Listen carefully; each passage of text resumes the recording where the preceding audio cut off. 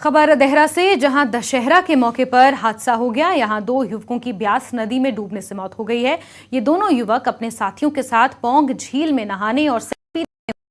हालांकि दोनों हादसे अलग अलग जगहों पर हुए हैं, लेकिन इन हादसों में राहुल नेहरण और साहिल कुटियाल की मौत हो गई है। पुलिस और एनडीआरएफ की टीम सर्च अभियान में जुटी हुई है।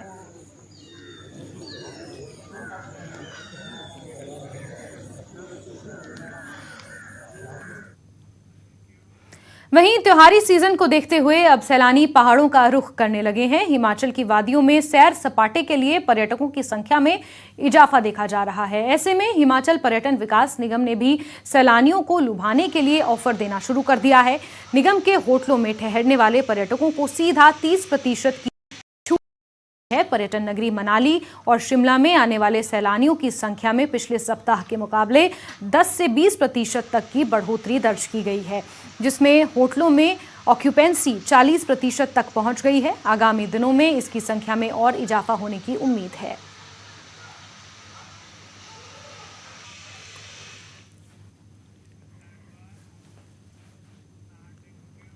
और खबर नाहन से, जहां शहर में लगातार डेंगू अपने पांव पसारता जा रहा है। शहर में करीब 5 दर्जन डेंगू के मामले सामने आ चुके हैं। डेंगू से बचाव के लिए एक तरफ जहां स्वास्थ्य विभाग अपने स्तर पर आशा कार्यकर्ताओं के लोगों को है, वहीं डेंगू की रोकथाम के लिए नगर परिषद द्वारा फॉगिंग करवाई जा रही है।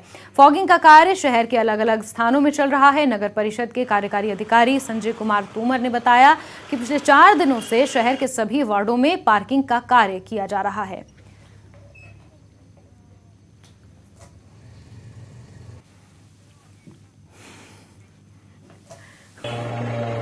डेंगू के लिए जैसा आपको पता है पिछले 4 दिन से हमारी फॉगिंग लगातार चल रही है, और इसके साथ साथ जहां पर कहीं भी पानी ऐसा है जहां पर खड़ा रहता है उसको भरने के लिए हमारा कार्य चल रहा है, और कहीं पे बाकी लोग